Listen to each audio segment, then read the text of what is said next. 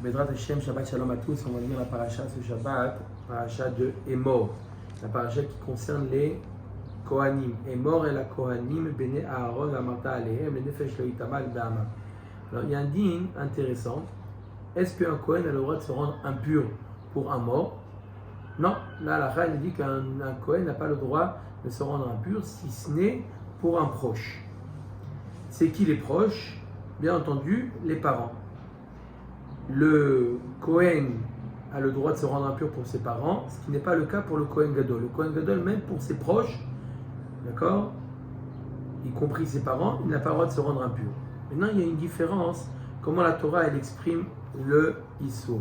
Dans ce qui concerne le Kohen, la Torah nous dit la chose suivante. Comment il a le droit de se rendre impur? Et la Torah nous dit,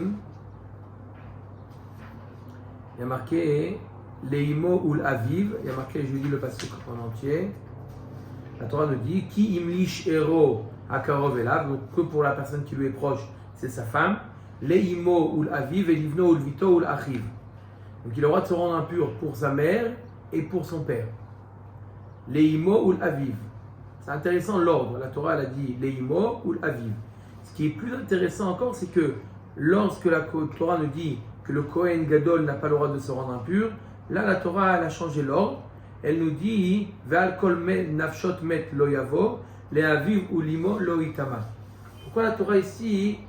On sait que la Torah elle a été écrite par Hachem. Donc chaque mot doit avoir sa place. Chaque mot il vient nous apprendre quelque chose. Pourquoi la Torah elle a changé ici l'ordre?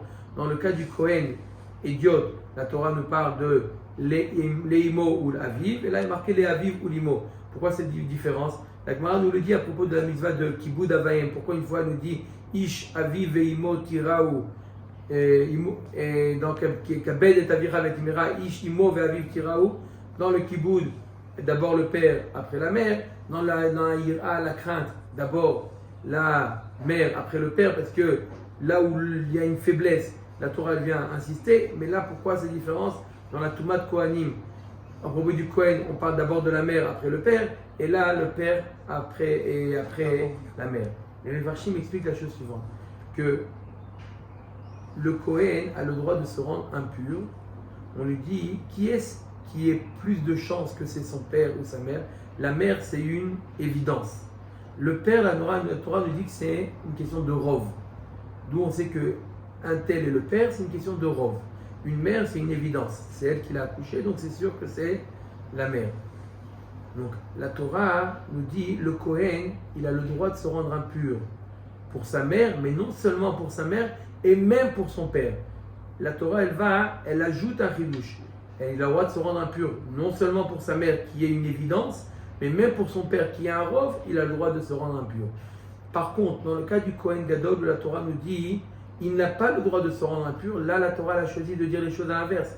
Le Kohen n'a pas le droit de se rendre impur pour son père, qui est un rov, mais même pour sa mère, qui est une évidence que c'est sa mère, il n'a pas le droit de se rendre impur. Ne dis pas qu'en réalité, il y a une préférence au père ou à la mère parce que la mère c'est plus sûr. Non, il n'y a pas de différence. S'il a le droit de se rendre impur, il peut se rendre impur non seulement pour sa mère, mais même pour son père. Et lorsqu'il ne peut pas se rendre impur à propos du Kohen Gadol, il ne pourra pas ni pour son père, ni pour sa mère. Shabbat Shalom, on